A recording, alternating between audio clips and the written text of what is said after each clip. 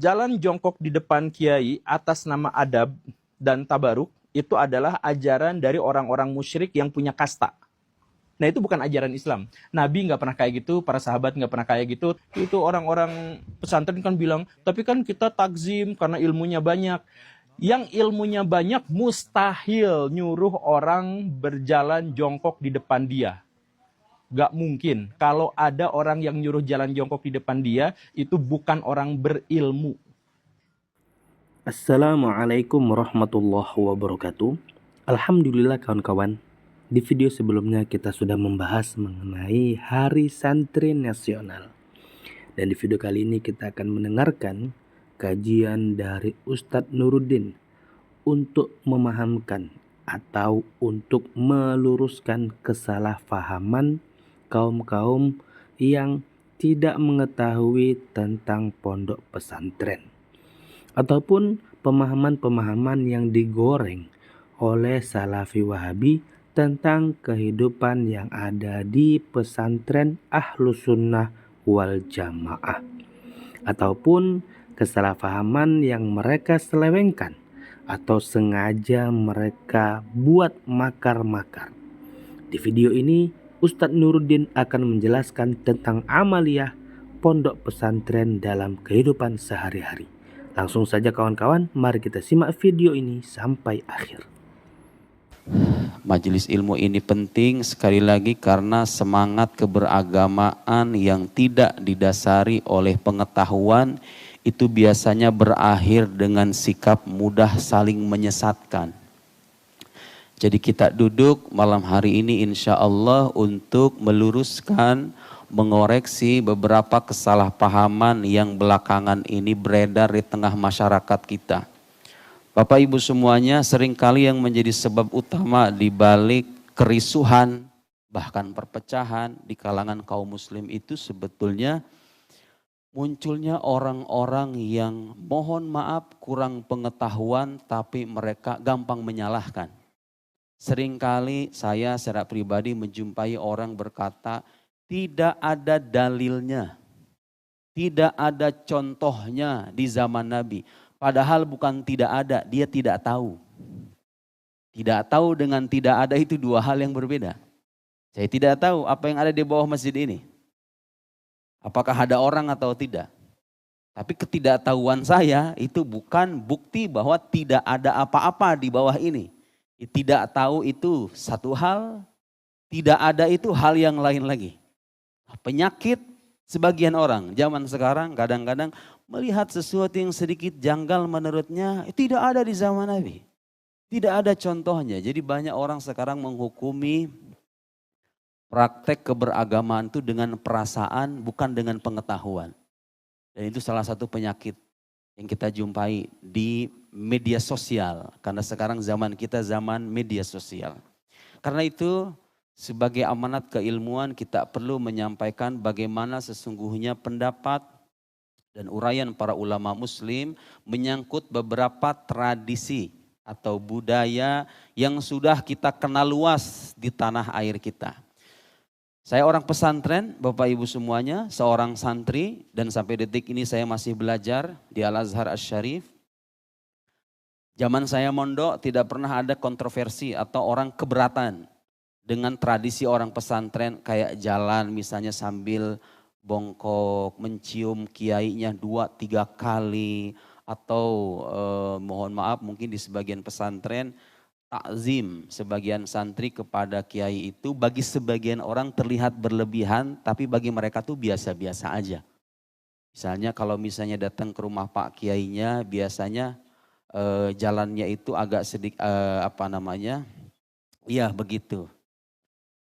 Ketika keluar gak mau membelakangi. Bahkan ada sebagian santri ketika ziarah kubur pun, karena mereka meyakini orang-orang soleh yang ada di alam barzakh itu hidup. Mereka takzim juga gitu loh. Seingat saya selama mondok tidak pernah ada kontroversi masalah itu. Karena itu menyangkut budaya, adat istiadat. Yang bagaimanapun kalau tidak bertentangan dengan syariat, tidak perlu kita ingkari. Dan orang melakukan itu tergantung maksudnya. Saya kira kita nunduk kepala di hadapan seorang raja yang zolim dengan nunduk kepala di hadapan kiai yang terhormat itu dua hal yang berbeda. Dua konteks yang berbeda. Yang satu menghormati karena ilmunya, karena kesalehannya. Yang satu lagi menghinakan dirinya di hadapan orang yang zalim dalam urusan duniawi misalnya. Jadi kita perlu cerdas melihat fenomena, jangan sampai terjebak oleh framing media yang kadang-kadang begitu jahat dalam menggambarkan fenomena keberagamaan kita. Jadi dalam kaidah usul misalnya kita jumpai satu kaidah keilmuan yang bunyinya al-adah muhakkamah. Jadi adat istiadat kaum muslim itu bisa dijadikan rujukan hukum. Makanya Bapak kalau belajar fikih, haid perempuan itu disebutkan paling sedikit sehari. Kan begitu? Paling banyak 2 minggu atau 15 hari, kebanyakan seminggu. Itu enggak ada hadisnya Pak. Itu rujukannya adalah kebiasaan atau adat istiadat yang berlaku. Kebanyakan perempuan kayak gini. Jadi Imam Syafi'i ketika menetapkan bahwa aqallul haid atau masa paling sedikitnya haid itu 1 hari 1 malam itu berdasarkan adat. Bukan karena ada hadis yang bilang. Jadi adat istiadat atau kebiasaan gampangnya. Kaum muslim itu bisa dijadikan sandaran hukum selama tidak bertentangan dengan syariat Islam yang tetap. Dan saya kira ini ajaran sangat relevan untuk konteks sekarang. Ini Islam ini sampai hari kiamat akan bersentuhan dengan budaya manusia yang beraneka ragam. Agama menetapkan bahwa budaya itu, budaya kita kaum muslim yang terus berkembang itu tidak bisa dipermasalahkan, bahkan bisa dijadikan rujukan hukum selama tidak bertentangan dengan nas, dengan teks Al-Quran ataupun sunnah yang sahih. Karena itu tidak perlu hiraukan orang-orang yang sering bilang, emang itu ada ya di zaman Nabi? Nabi kan gak pernah mempraktekkan begitu. Sekarang saya jumpai itu sebagian pesantren kadang-kadang karena ingin menunjukkan kritik gitu ya atas pesantren-pesantren, santri-santri kan kalau di pesantren kita itu sambil bungkuk, cium tangan kiainya. Sekarang ada pesantren-pesantren yang salaman sama kiainya kayak gini nih. Seolah-olah itulah praktek Nabi Muhammad sallallahu alaihi wasallam.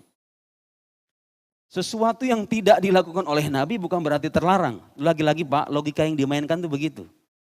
Selalu beralasan ini enggak ada di zaman Nabi. Nabi enggak mempraktekkan itu. Iya Nabi tidak mempraktekkan bukan berarti terlarang.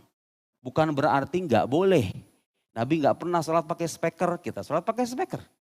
Kalau logika yang dibangun adalah Nabi tidak melakukan, banyak sekali hal yang tidak dilakukan oleh Nabi dan kita melakukannya. Kan begitu logika yang dibangun. Sungkeman, ketika nikahan itu memang ada di zaman Nabi kayak begitu. Banyak sekali, banyak praktek yang kita jumpai Nabi tidak mempraktekkan. Tapi saya ingin mengungkapkan fakta-fakta yang mungkin oleh sebagian orang tidak diketahui. Bagaimana Nabi SAW sendiri mencium tangan kaum muslim. Bagaimana sahabat di zaman Nabi. Kan suka ada orang yang bilang, emang ada contohnya Abu Bakar, Umar nyium nyium kaki atau nyium kening atau misalnya berpelukan kayak gitu, emang ada. Saya akan berikan beberapa fakta bagaimana sahabat sendiri mengagungkan Nabi Shallallahu Alaihi Wasallam sampai mencium kakinya. Jadi jangan sekali-kali bilang tidak ada dalil, tidak ada dalil. Bukan tidak ada dalil, Anda tidak tahu dalil dan tidak paham caranya berdalil kadang-kadang. Jadi itu Bapak Ibu sekalian. Adat istiadat karena ada hadis Nabi yang menyebutkan maro'ahul muslimuna hasanan fahuwa indallahi hasan. Sesuatu yang menurut kaum muslim itu baik, maka menurut Allah juga baik. Itu hadis Pak. Jadi ulama ketika menetapkan kaidah al-adah muhakkamah, adat istiadat bisa dijadikan patokan hukum. Itu ada hadisnya yang bilang sesuatu yang menurut kaum muslim, tentu kaum muslim yang di sini bukan orang awam ya, tapi para ahli. Sesuatu yang menurut ulama muslim itu baik, maka menurut Allah juga baik. Kita jumpai dari zaman ke zaman di pesantren itu tradisi yang berbeda-beda. Ulama gak pernah mengingkari itu. Muncul aja orang zaman sekarang. Gak pernah mondok, gak pernah hidup di pesantren, mengingkari kemudian dengan alasan ini bukan Islam, ini tidak ada dalilnya. Ya salam. Kita hidup pada zaman itu Pak. Baik. Sekarang saya akan bacakan satu kitab. Jadi ini yang mengarangnya seorang ahli hadis. Ahli hadis.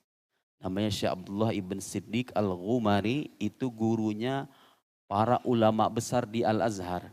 Kitabnya itu total karangannya saya punya di rumah 19 jilid segini nih.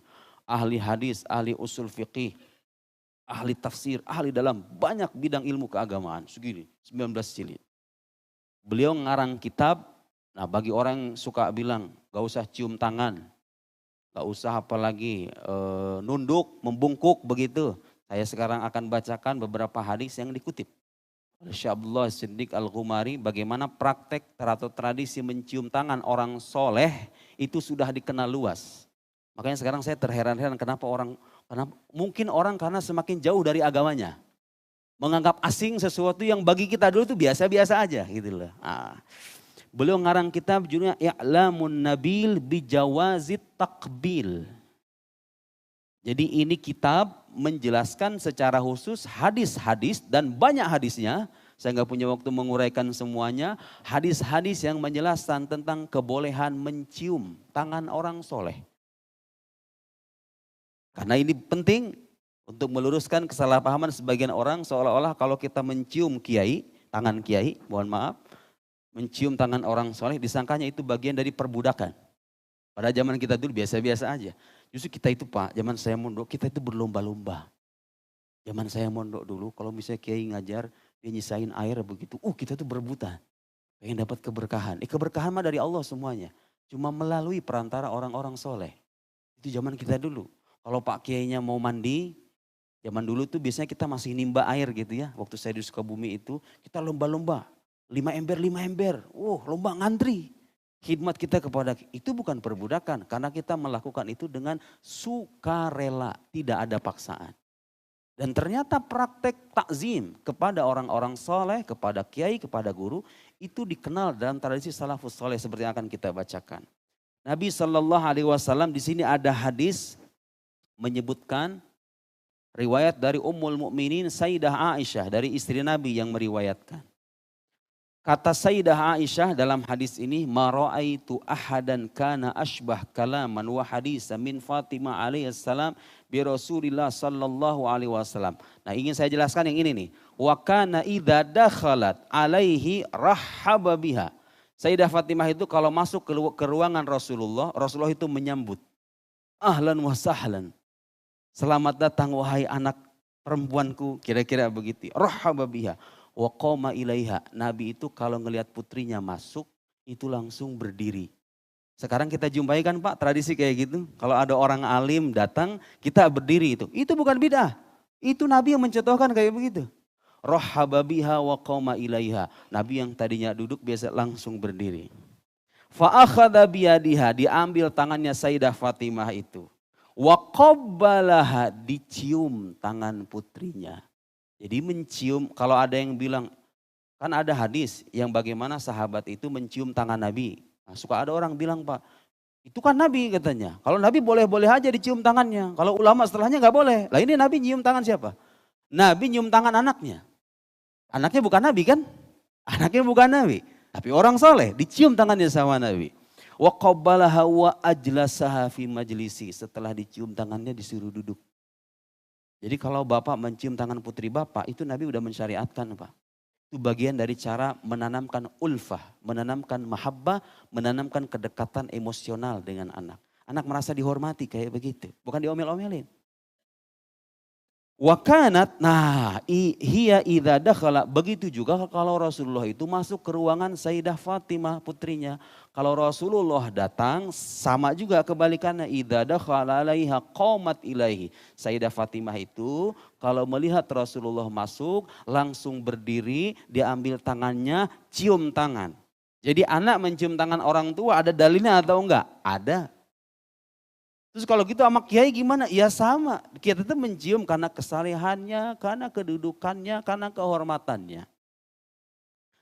Qamat ilahi mustaqbilatan wa qabbalat yadahu. Dicium tangannya. Sayyidah Fatimah mencium tangan Nabi sallallahu alaihi wasallam.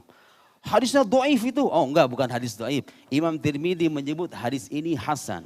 Wa qala Dzahabi, Imam Dzahabi. Tahu Imam Dzahabi siapa Pak? Muridnya Ibnu Taimiyah. Muridnya Ibnu Taimiyah bilang hadisun sahih. Hadis sahih.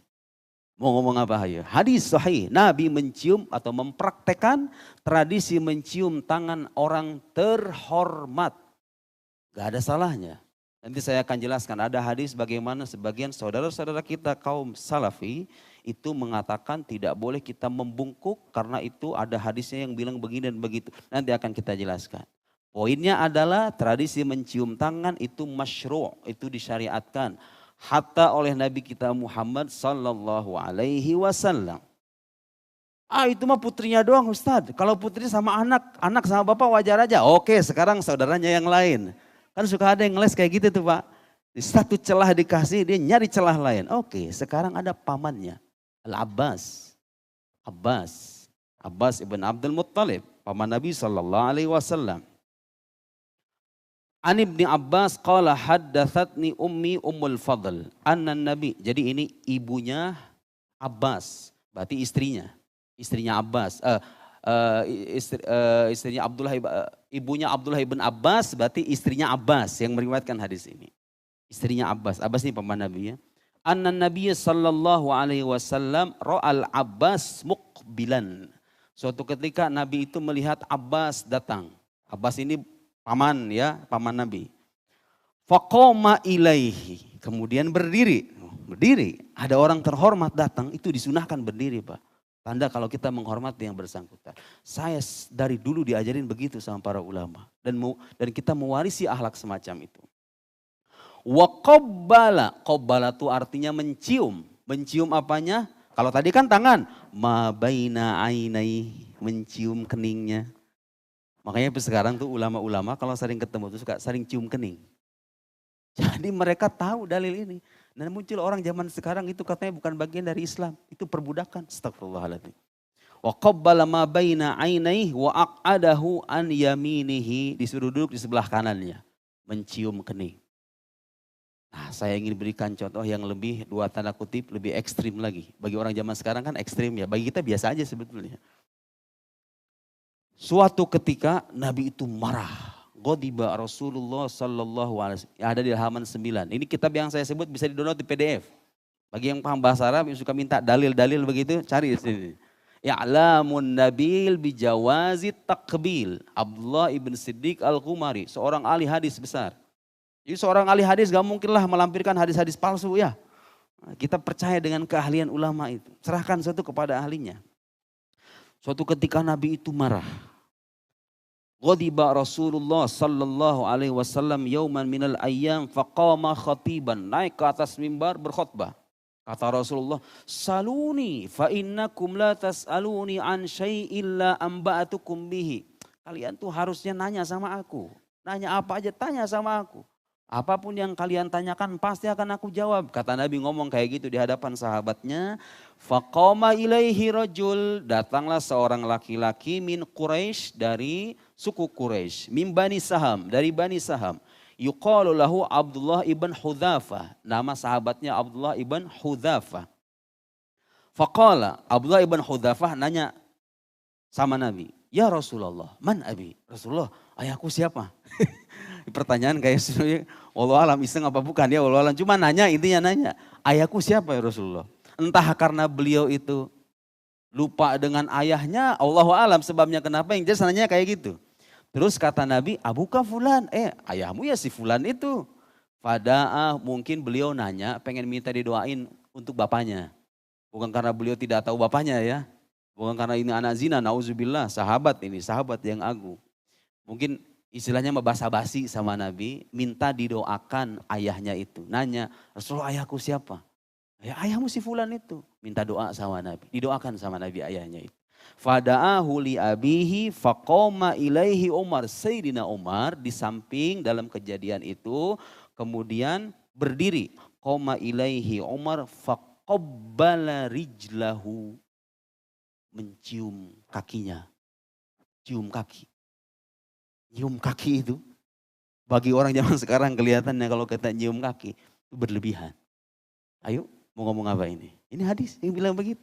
faqabbala rijlahu wa qala ya Rasulullah, sambil mencium kaki Rasulullah itu, ya Rasulullah radina billahi rabba wa bika nabiyya wa bil qur'ani imam. Rasulullah, kami sudah meridhoi Allah sebagai Tuhan, meridhoi engkau sebagai utusannya, meridhoi Al-Qur'an sebagai imam. Ngomong kayak gitu.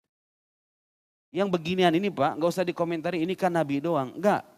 Sayyidina Umar mencium kaki Nabi karena kehormatan Nabi sallallahu alaihi wasallam. Tentu saja kalau hal yang sama dilakukan oleh kaum muslim kepada orang soleh, kepada wali, kepada orang yang sangat dihormati, jangan dibilang berlebihan. Toh itu pun tergantung niat yang bersangkutan. Kalau niatnya adalah ikroman untuk memuliakan keilmuannya, kesalehannya, ini contohnya udah ada di zaman Sayyidina Umar ibn Al-Khattab. Bagaimana Sayyidina Umar mencium kaki Nabi sallallahu alaihi wasallam. Dan banyak hadis-hadis lain yang tidak bisa saya sebutkan karena keterbatasan waktu. Oke, sekarang ada kitab lain Sayyid Muhammad Alawi Al-Maliki. Mafahim yajib an tusahha. Bapak kalau mau tahu bukti-bukti yang lebih detail tentang bagaimana para sahabat dulu bertabarruk. Tabarruk itu artinya kita meminta keberkahan kepada Allah melalui, saya bilang melalui, kenapa? Karena sebagian orang mengira kalau kita bertabaruk dengan kuburan orang soleh, disangkanya kita menyembah kuburan. Itu waktu saya di Mesir, itu ada makam Sayyidina Husain, jaraknya sekitar 7 menit dari rumah tempat tinggal kami itu. Orang kalau ziarah ke sana itu biasa mengucapkan salam, selesai mengucapkan salam kadang nyium tuh bagian kuburannya. Suka ada orang suuzon sama-sama muslim, bilangnya itu orang menyembah kuburan katanya. Padahal tidak pernah ada Pak. Tidak pernah ada dalam sejarahnya. Coba aja Bapak kalau nggak percaya cek. Setiap orang ziarah, kalau di Indonesia mungkin Wali Songo ya. Kalau ada orang mencium kayak gitu tuh, itu mencium asar, mencium jejak orang soleh. Dan orang soleh yang ada di alam barzakh itu hidup. Kalau kita ngucapin salam, dia itu mendengar. Saya tidak pernah tahu dari mana akidah yang bilang kalau ada orang mati hubungannya selesai dengan kita. Orang mati itu pindah alam. Dia itu hidup di alam namanya alam barzakh. Kalau kita ngucapin salam, ya dia mendengar dengan rohnya bukan dengan jasadnya. Karena itu kalau kita bertabarruk dengan asarnya, ada baju peninggalannya misalnya, kita cium begini, itu bukan berlebihan. Itu ulama salafus soleh sudah mencontohkan itu terlebih dulu. Nah Sayyid Muhammad Alawi Al-Maliki, beliau membuktikan banyak sekali riwayat-riwayat bagaimana salafus soleh terdahulu itu bertabarruk satu sama lain. Nanti saya akan jelaskan bagaimana Nabi sendiri, nabinya orang Islam bertabaruk dengan tangannya kaum muslim. Ayo, udah nanti kita akan bacakan. Ini pasti kenyang dengan dalil Pak, siap-siap aja. An-Nafi, beliau mengutip hadis dari Nafi, anna Abdullah ibn Umar radhiyallahu anhu akhbarana anna nas nazalu ma'a Rasulillah 'alal hijr ad Thamud. Singkat cerita begini, suatu ketika Nabi dan para sahabatnya itu singgah di negeri kaum Thamud. Kaumnya Nabi Soleh. Nabi Soleh punya mujizat onta yang bisa bicara. Kaum Thamud, kaum terkutuk. Suatu ketika Nabi dan sahabatnya datang singgah di Hijr. Hijr itu nama negeri kaum Thamud. Fastaqu min abariha. Mereka ngambil air di daerah itu. Itu kan istilahnya daerah terkutuk gitu ya. Daerah terkutuk karena dulu tempat tinggalnya kaum Thamud. Sekarang ada kan di Saudi Arabia itu. Dijadiin tempat konser. Kan? Ayo itu bidah itu. Itu bidah yang paling jelas itu. Fastaqu min abariha wa ajinu bihil ajin. Kemudian setelah ngambil air di sumur-sumur di sana itu, mereka bikin adonan roti kayak gitulah buat makan dari air itu. Fa amarahum Rasulullah sallallahu alaihi wasallam ayyuriqu mastaqu. Rasulullah kemudian memerintahkan mereka buang aja itu. Disuruh dibuang. Karena itu berasal dari sumur tempat yang dua tanah terkutuk. Wa yu'liful ibil al-ajin. Kemudian adonannya jangan dimakan katanya. Kasih aja ke ontanya. Adonan yang mereka olah dari air itu tuh. Kemudian ada satu tempat Nabi memerintahkan mereka untuk ngambil air dari tempat yang dulu diminum oleh ontanya Nabi Soleh. Jadi ada satu sumur, dikisahkan sumur ini dulu tempat minumnya onta Nabi Soleh. Yang merupakan mujizat Allah Subhanahu wa taala itu ontanya. Wa amarahum ayyastaqau minal bi'r allati kanat tariduhan naqah. Suruh dibuang tuh air yang diambil dari tempat itu, kemudian ngambil airnya dari tempat yang dulu tempat minumnya ontanya Nabi Soleh alaihi salam.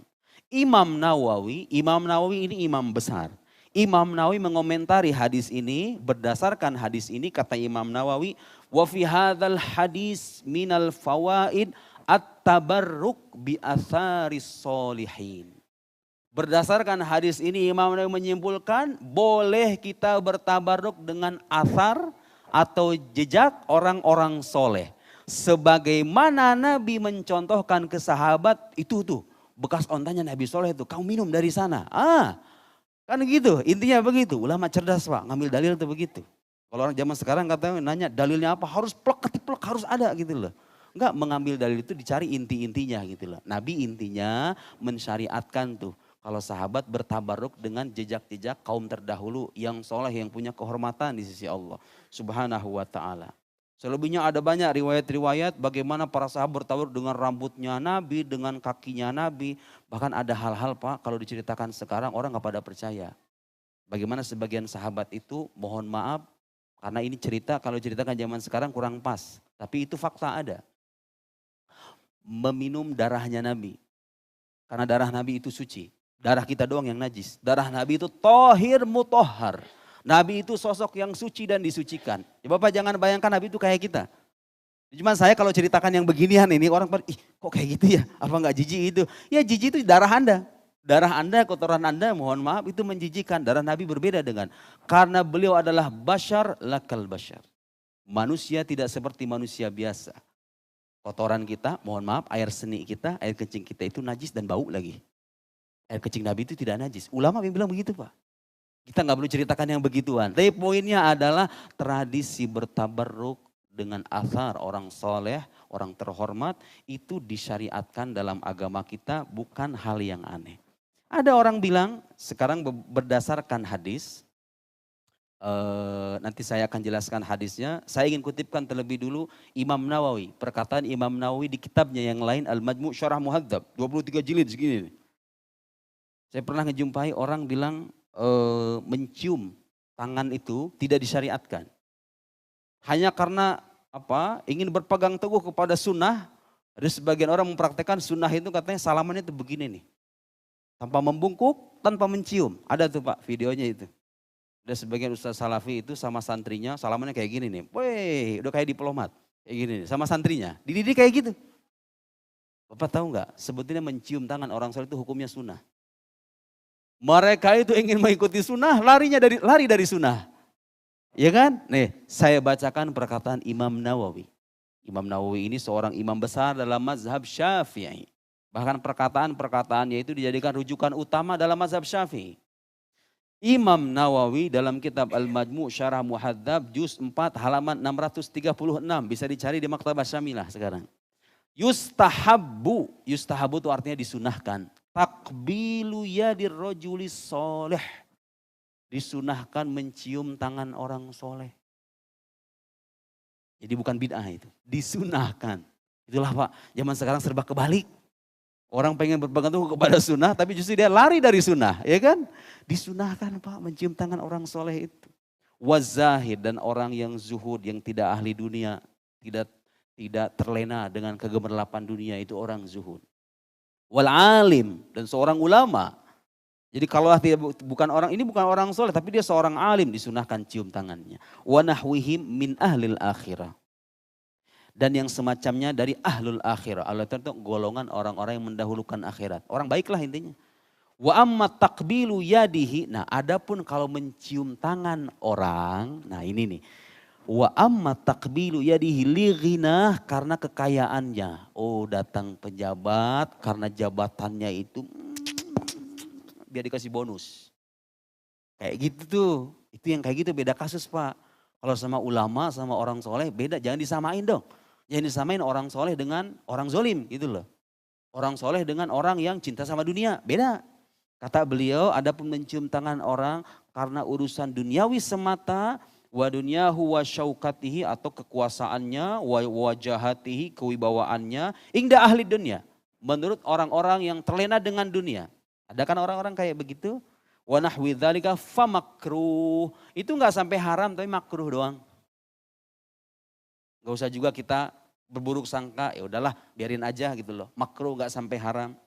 Famakruhun syadidul karahah, itu sangat makruh. Jadi mencium tradisi orang-orang pesantren yang selama ini kita jumpai, memang pada akhirnya kita bisa berbeda pendapat. Ada praktek yang mungkin menurut kita ini agak berlebihan nih. Ya sudah Pak, dalam Islam itu orang menyembah berhala sekalipun. Kita nggak bicara tradisi orang muslim, ini ada orang nyembah berhala. Kita itu nggak boleh menurut agama Islam mencaci maki berhala dia itu. Wala tasubbul ladzina yad'una min dunillah fayasubbullaha adwan bighairi ilm. Jangan kalian mencaci maki sesembahan yang disembah selain Allah itu. Gak boleh. Ada orang nyembah sapi, terus kita caci maki, kita ledek dia, itu gak boleh dalam ajaran Islam. Itu orang udah terbukti sesat, menyesatkan, nyembah berhala dalam Islam gak boleh dihina. Itu kepada orang yang udah jelas-jelas sesat aja kita gak boleh menghina. Lalu atas alasan apa kita mencaci maki, mencela, menghardik saudara-saudara muslim kita yang beda budaya dengan kita? Dihormati dong harusnya, kan begitu. Kan etikanya begitu, kalau betul-betul mengikuti salafus soleh, harusnya kita itu taat dengan aturan akhlak yang digariskan dalam Al-Quranul Karim. Menyembah berhala aja nggak boleh kita caci maki, apalagi orang beda tradisi dan satu agama dengan kita. Jadi kadang-kadang kita menjumpai logika semacam itu, ingin betul-betul istiqomah mengikuti sunnah, ternyata terjebak dalam larangan-larangan agama juga. Mencaci maki, menggibah, menghardik, menjatuhkan, itu akhlak yang diajarkan sama Nabi itu kayak begitu. Kepada orang yang berhala aja kita nggak boleh menghina, apalagi yang begituan, beda tradisi. Jadi paling tidak, kalaupun kita mengingkari, kita bisa menghormati. Karena bagaimanapun Bapak Ibu sekalian, budaya orang itu berbeda-beda seiring dengan perkembangan zaman. Biasanya ada asal muasalnya. Saya menjumpai waktu di pesantren Jawa Tengah, Jawa Timur, memang tradisinya kayak gitu. Kebetulan saya hidup di pesantren modern. Pesantren modern tuh kalau hormat sama kiai ya udah biasa aja gitu, cium tangan, udah nggak sampai jalan dengan cara begitu, enggak. Tapi saya bisa menghormati. Bisa menghormati karena itu kearifan lokal. Ngomong-ngomong di sebagian kesultanan-kesultanan tuh masih ada praktek kayak gitu. Kenapa yang ini disebut kearifan lokal, yang ini disebut perbudakan, saya heran itu. Kenapa kita nggak meratakan semuanya itu kearifan lokal juga, yang sama-sama harus kita hormat. Kalau orang sungkeman kayak gitu kan. Kita jumpai itu kearifan-kearifan lokal kayak gitu di budaya kita orang Indonesia. Selama tidak bertentangan dengan nas syariat, maka al-adah muhakkamah. Bapak kalau cek di Darul Ifta Al-Misriyah, Dewan Lembaga Fatwa Mesir, ulama-ulama Al-Azhar, dicek dengan kata kunci hukmul inhina, hukum membungkukkan badan. Jawabannya nanti akan ditemukan membungkukkan badan selama itu dalam batas yang wajar, kayak kita sehari-hari ini. Datang saya ketemu dengan pengurus MRBJ, Assalamualaikum Pak, kayak gitu doang. Gak sampai ruku dan gak sampai sujud, itu diperbolehkan. Yang dilarang itu kalau kita membungkukkan badan sampai posisi ruku atau sujud, udah gitu berlebihan pula. Itu yang kayak gitu boleh. Adapun tradisi orang Indonesia saling membungkukkan badan seala kadarnya, sewajarnya, itu diperbolehkan. Bapak bisa cek nanti di Darul Ifta di Yordan. Di Yordan, tadi saya di Mesir, nanti Darul Ifta Al-Urduniyah gitu. Cek itu hukumnya, nanti saya akan bacakan beberapa fatwanya. Sebagai bukti bahwa apa yang sering kita perdebatkan itu sekarang sebetulnya orang-orang terdahulu itu memandangnya hal yang biasa. Karena itu enggak bertentangan dengan agama kita.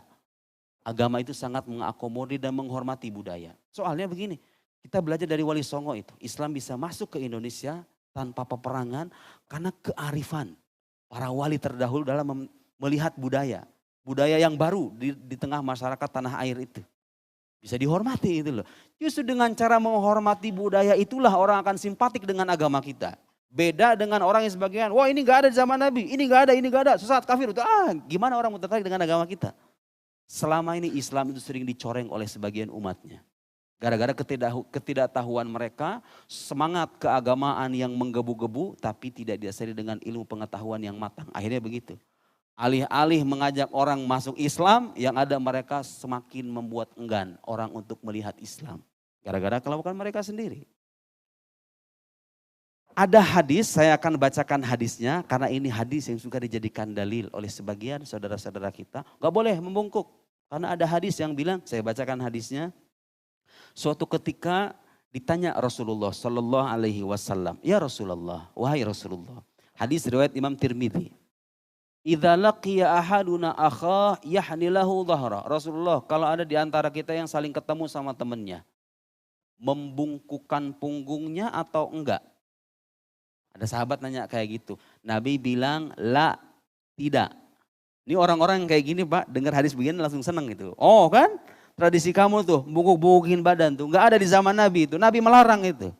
Dan saya mau bilang Pak, kalau bagi orang yang belajar ilmu usul fiqih, memang hukum asal dari larangan itu adalah keharaman.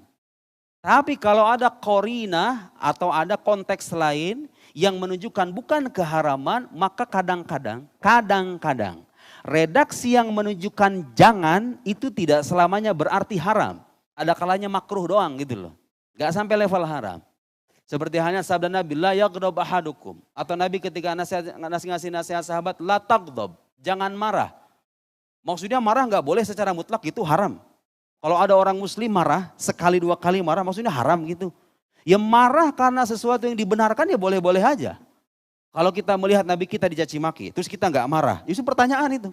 Anda beriman nggak sama Nabi itu? Jadi ketika Nabi bilang la taghdab, jangan marah, kadang-kadang maksudnya bukan berarti mengharamkan marah secara mutlak. Kita harus cerdas juga membaca teks agama itu.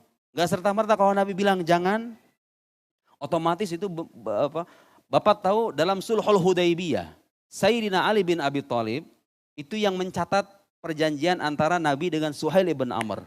Sulhul Hudaybiyah atau perjanjian Hudaybiyah, jadi ceritanya Nabi itu bersepakat dengan Suhail ibn Amr perwakilan Quraisy untuk gak masuk Mekah dulu, ditunda dulu mereka. Ditahan mereka itu. Nah isi perjanjian itu, ini Nabi ya dengan Suhail ibn Amr, di sampingnya ada Sayyidina Ali bin Abi Thalib. Isi perjanjian itu bunyinya pertama-tama Bismillahirrahmanirrahim. Suhail ibn Amr yang dulunya orang kafir, tentu di kemudian hari masuk Islam ya. Suhail ibn Amr ini di kemudian masuk Islam, waktu itu masih kafir. Kata Suhail ibn Amr, kalau nama Allah kita kenal, tapi Ar-Rahman ini saya nggak kenal. Tolong dihapus. Jadi Suhail ibn Amr keberatan dengan ungkapan Bismillahirrahmanirrahim. Akhirnya apa kata Nabi? Ali udah ganti aja Bismikallahumma. Diganti sama Nabi. Toleransi Nabi itu. Udah gak apa-apa kalau dia gak mau Bismillahirrahmanirrahim. Bismikallahumma aja. Kemudian satu butir di bawahnya menyebutkan hadza ma salaha alaihi Muhammadun Rasulullah Suhail ibn Amr. Inilah isi kesepakatan antara Muhammad utusan Allah dengan Suhail ibn Amr. Kata Suhail yang orang kafir waktu itu, kami tidak mengakui engkau sebagai utusan Allah. Kalau kami mengakui engkau sebagai utusan Allah, kami sudah beriman. Tolong dihapus. Akhirnya apa? Rasulullah minta Sayyidina Ali. Ini perintah dari Nabi. Minta Sayyidina Ali. Ali hapus itu ungkapan Rasulullah itu. Tahu jawaban Sayyidina Ali apa Pak? Itu perintah Nabi loh. Suruh dihapus. Jawaban Sayyidina Ali apa? Wallahi la amhuka abadan. Demi Allah aku tidak akan mau menghapus namamu. Sayyidina Ali bisa dikatakan membangkang sama Nabi itu. Ali menolak menghapus nama Rasulullah itu justru karena kecintaan yang mendalam kepada Nabi SAW. Sampai-sampai enggak mau. Karena itu perintah pun dalam kaidah usul tidak selamanya menunjukkan kewajiban. Sebagaimana larangan kalau ada redaksi la itu artinya jangan. Itu bukan berarti keharaman. Tidak selalu berarti keharaman. Apalagi kalau ada korinah. Ada konteks yang memalingkan kita dari larangan. Soalnya tadi kita jumpai ulama-ulama berpendapat. Boleh. Sekarang berarti ada hadis. Dan nanti akan kita buktikan ternyata menurut para ahli ilmu hadis ini hadis do'if. Hadis lemah. Hadis lemah bermasalah. Kita lanjutkan. Kata Nabi, ada orang sahabat tadi yang nanya. Kalau kita ketemu satu sama lain Rasulullah membukukan badannya atau enggak? Kata Nabi, jangan. Qala fayaltazimuhu wa yuqabbilu, atau kita merangkulnya Rasulullah, berpelukan gitu sambil nyium tangannya. Kata Nabi apa? La. Jawaban yang padahal lihat ini kan seolah-olah bertentangan dengan hadis yang tadi itu ya. Nah, kan kalau ada riwayat-riwayat kayak gini Pak, serahkan sama ahlinya. Bukan berarti kok di satu sisi Nabi membolehkan, mempraktekkan lagi. Oh yang ini kok melarang, berarti ada maksud lain. Beda maksudnya. Fayusofihuhu qala. Fayusofihu, tapi kalau bersalaman doang Rasulullah qala na'am. Ya, kalau bersalaman doang boleh. Atas dasar hadis inilah sebagian saudara kita gak mau saling mencium dengan alasan itu bid'ah. Tidak diajarkan oleh Nabi, padahal hadis yang lain, itulah baca hadis sepotong-sepotong itu kayak gitu akibatnya. Padahal di hadis-hadis yang dan banyak hadis-hadisnya Nabi sendiri yang mempraktekkan cium tangan itu. Hadis ini dhaif karena di antara perawinya ini saya sebutkan dalam penjelasan para ahli hadis, di antara perawinya ada yang namanya Handhalah ibn Abdillah. Imam Ahmad bilang dhaif, dhaiful hadis. Lemah. Itu sosok yang lemah. Wa qala Ibnu Ma'in seorang imam besar juga dhaif, lemah. Wa qala Abu Hatim seorang ulama ahli hadis juga bilang laisa biqawi, enggak kuat hafalannya. Ini orang lemah. Jadi ini hadis bermasalah, Pak. Bertentangan dengan praktek umat muslim sepanjang zaman, juga bertentangan dengan praktek Nabi dan para sahabatnya. Hadis ini bermasalah, karena hadis ini bermasalah maka la yu'mal bihi, tidak bisa diamalkan.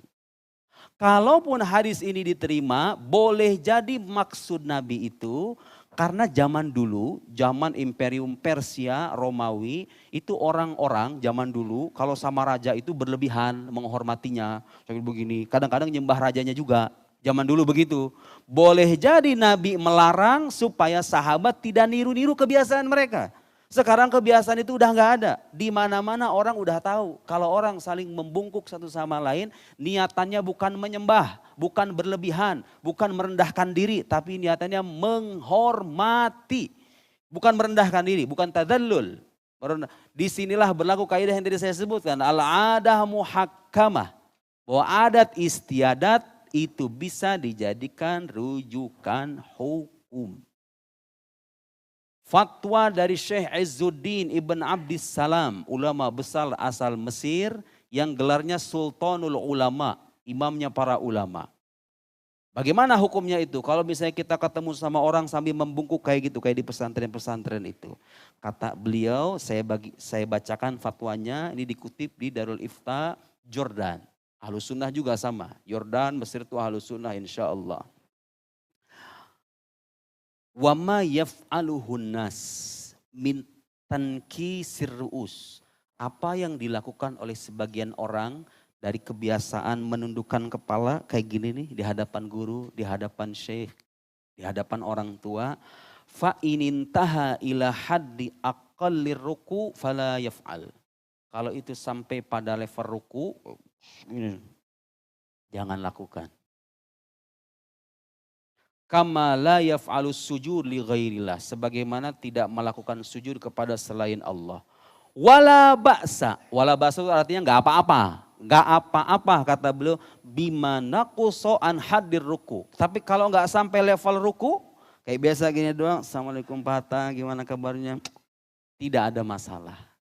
Tidak ada masalah. Liman yukram min ahlil Islam. Kalau itu dilakukan kepada orang yang dihormati dari kaum muslim. Wa idza ta'adda muslimun bitarqil qiyam lahu fal aula ayyuqam.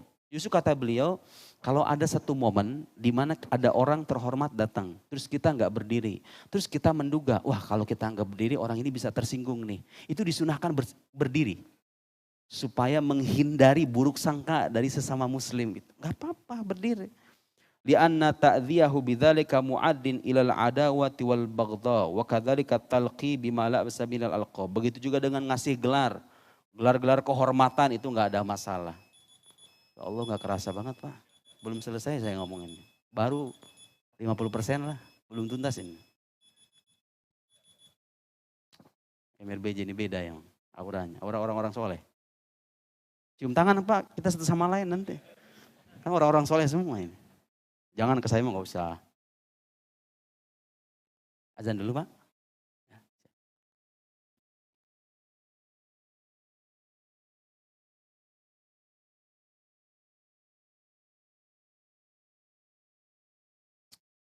Ya Allah ya Karim.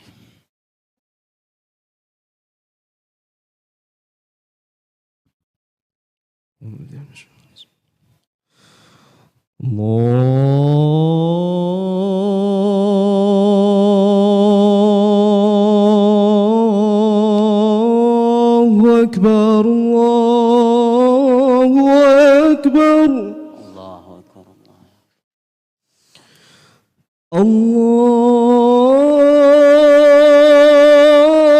الله أكبر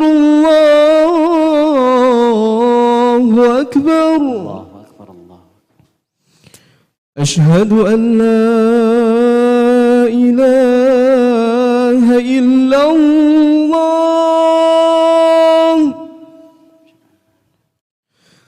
أشهد أن لا إله إلا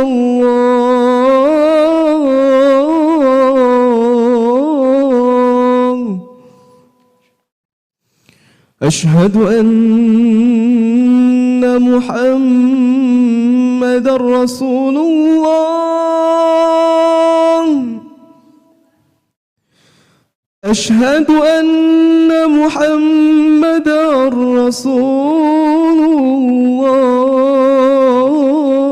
الله حي على الصلاة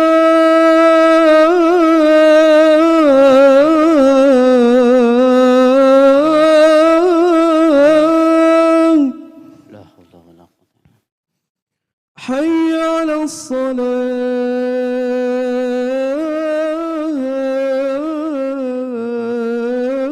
الصلاة حي على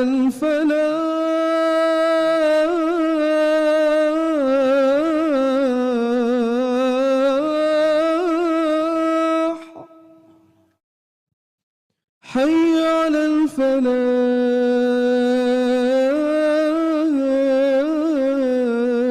الفلاح الله أكبر الله أكبر لا إله إلا الله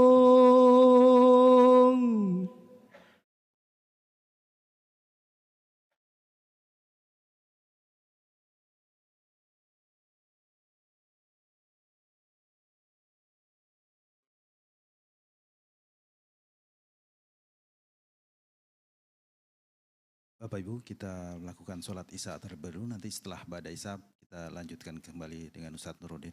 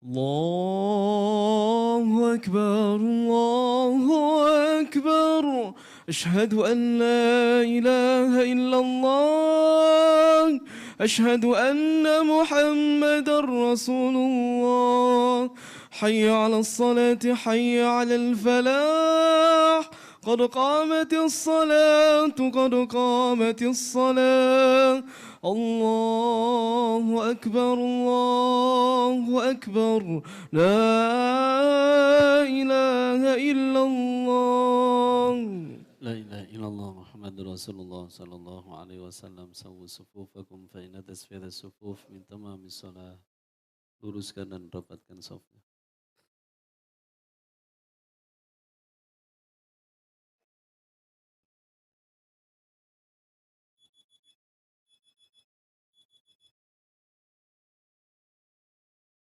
Allahu Akbar.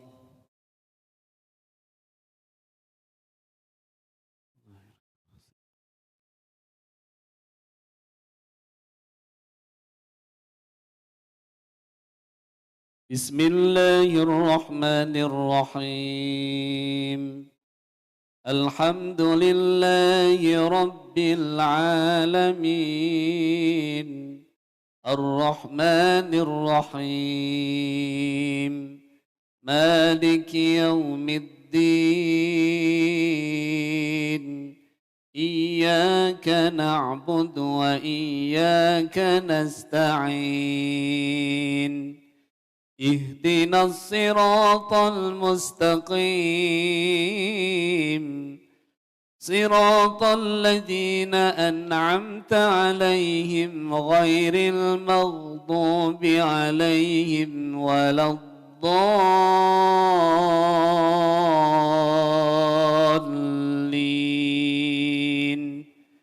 آمين.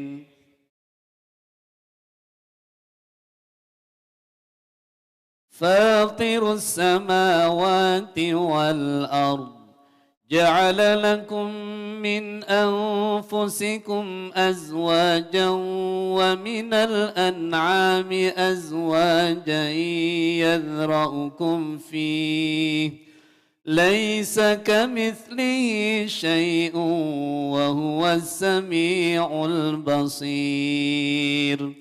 له مقاليد السماوات والأرض يبسط الرزق لمن يشاء ويقدر إنه بكل شيء عليم. شرع لكم من الدين ما وصى به نوحا والذي أوحينا إليك وما وصينا به إبراهيم وموسى وعيسى أن أقيموا الدين ولا تتفرقوا فيه كبر على المشركين ما تدعوهم إليه الله يجتبي إليه من يشاء ويهدي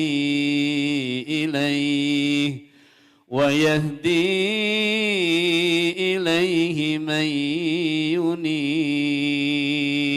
ينيب. الله أكبر.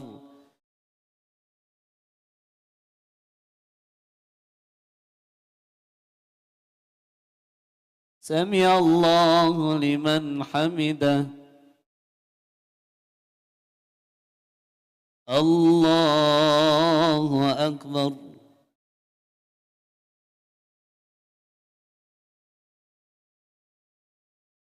الله أكبر.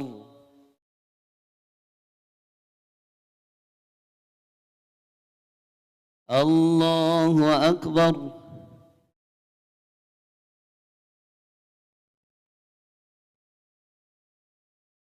الله أكبر. بسم الله الرحمن الرحيم. الحمد لله رب العالمين الرحمن الرحيم مالك يوم الدين إياك نعبد وإياك نستعين اهدنا الصراط المستقيم صراط الذين أنعمت عليهم غير المغضوب عليهم ولا الضالين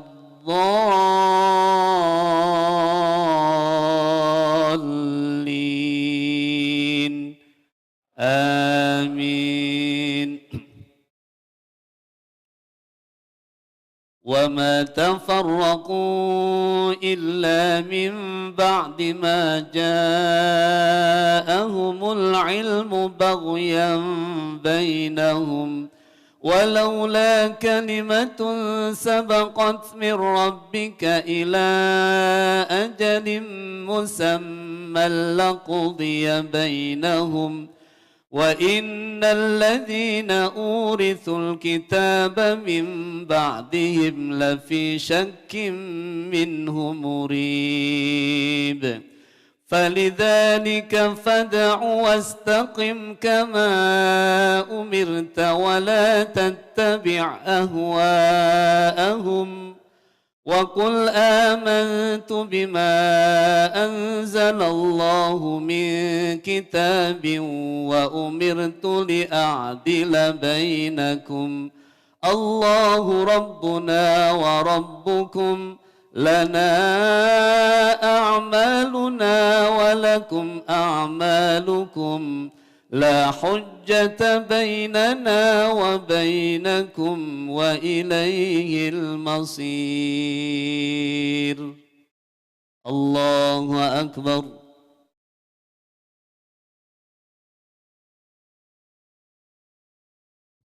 سمع الله لمن حمده.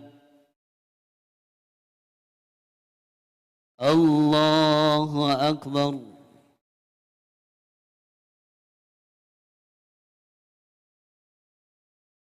الله أكبر.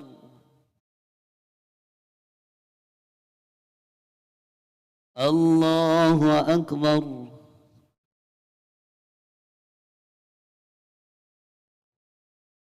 الله أكبر.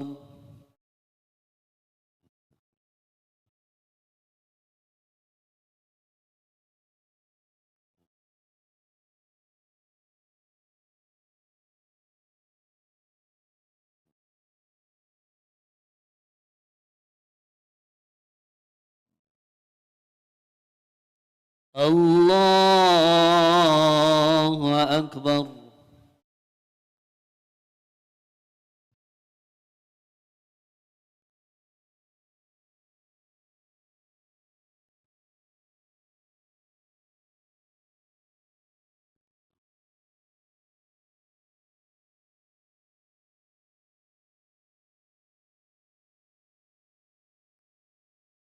الله أكبر.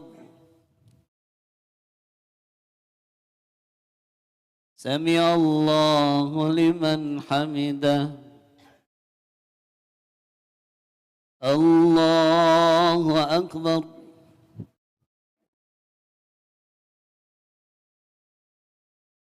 الله أكبر.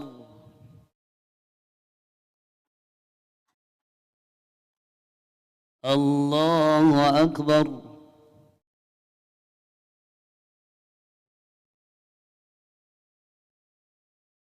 الله أكبر.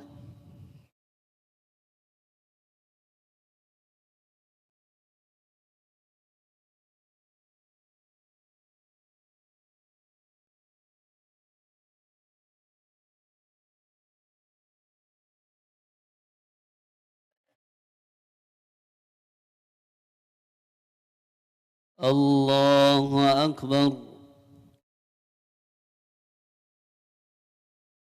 سمع الله لمن حمده.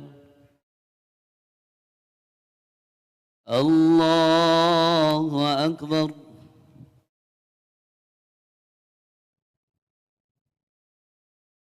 الله أكبر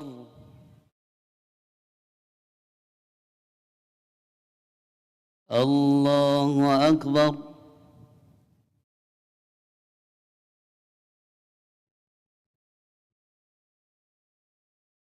الله أكبر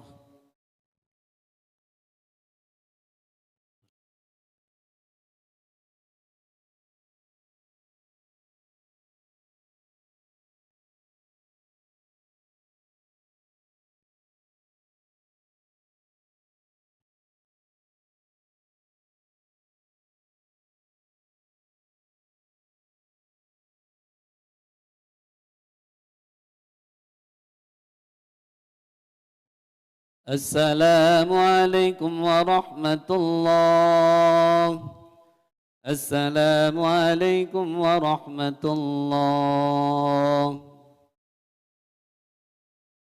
الفاتحة أعوذ بالله من الشيطان بسم الله الرحمن الرحيم إياك نعبد وإياك نستعين بسم الله الرحمن الرحيم الحمد لله رب العالمين حمدا يوفي نعمه ويكافئ مزيدا يا ربنا لك الحمد كما ينبغي لجلال وجهك الكريم وعظيم سلطانك اللهم صل على سيدنا محمد صلاة تنجينا بها من جميع الأهوال والآفات وتقضي لنا بها جميع الحاجات وتطهرنا بها من جميع السيئات وترفعنا عندك على الدرجات وتبلغنا بالصلاة من جميع الخيرات في الحياة وبعد الممات اللهم اغفر لنا ذنوبنا ولوالدينا وارحمهم كما ربونا صغارا ولجميع المسلمين والمسلمات والمؤمنين والمؤمنات الأحياء منهم والأموات اللهم أعنا على ذكرك وشكرك وحسن عبادتك اللهم إنا نسألك الهدى والتقى والعفاف والغنى اللهم أغننا بالعلم وزينا بالحلم وأكرمنا بالتقوى وجملنا بالعافية ربنا ظلمنا أنفسنا وإن لم تغفر لنا وترحمنا لنكونن من الخاسرين ربنا هب لنا من أزواجنا وذرياتنا قرة أعين واجعلنا للمتقين إماما ربنا آتنا في الدنيا حسنة وفي الآخرة حسنة وقنا عذاب النار وصلى الله على خير خلق سيدنا محمد وعلى آله وصحبه وبارك وسلم بفضل سبحان ربك رب العزة عما يصفون وسلام على المرسلين والحمد لله رب العالمين.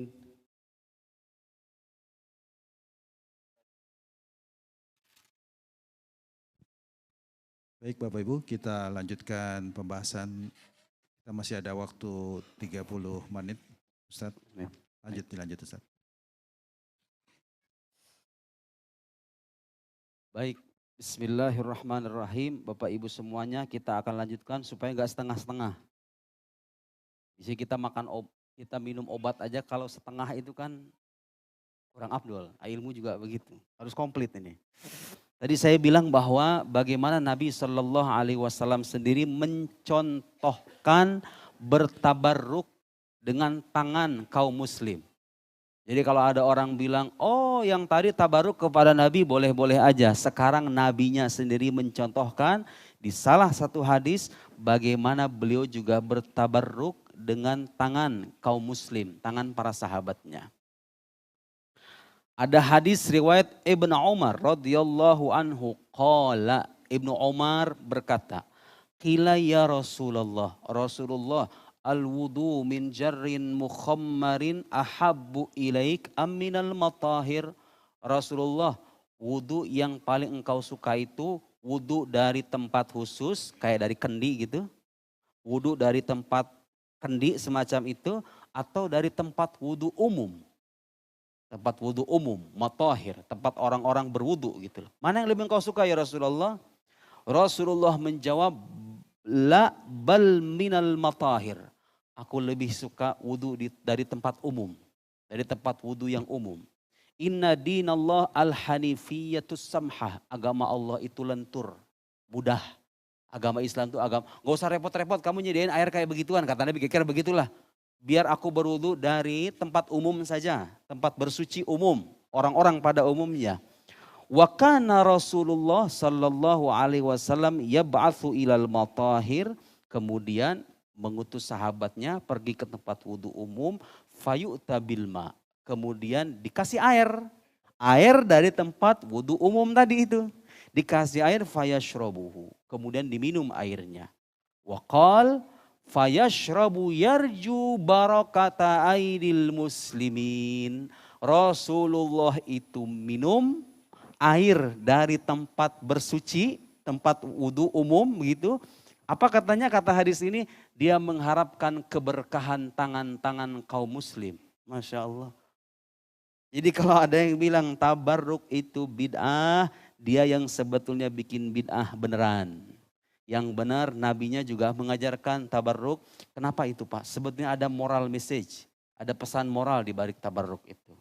Rasulullah itu ingin mengajari kita bagaimana persaudaraan kita sesama muslim itu hatta menyentuh barang-barang mati gitu loh. Ini bekas orang muslim itu jangan sampai kita anggap jijik. Itu saudara kita, bekas saudara seiman kita. Jejak-jejak ibadahnya itu kalau kita bertabarruk gak ada masalah, Nabi yang nyontohin.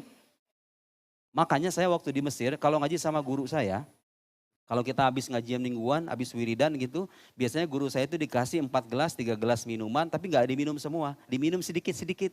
Habis itu diapain? Satu persatu tuh muridnya minum tuh. Biar kita, ya bagi sebagian orang zaman sekarang bilangnya jijik gitu kan. Rasulullah ini ngajarin. Bagaimana beliau berharap keberkahan dari tangan kaum muslim. Padahal Rasulullah gak perlu dengan mereka, betul tidak? Rasulullah itu tidak perlu dengan ibadah kita, tidak perlu dengan keberkahan hasil ibadah kita.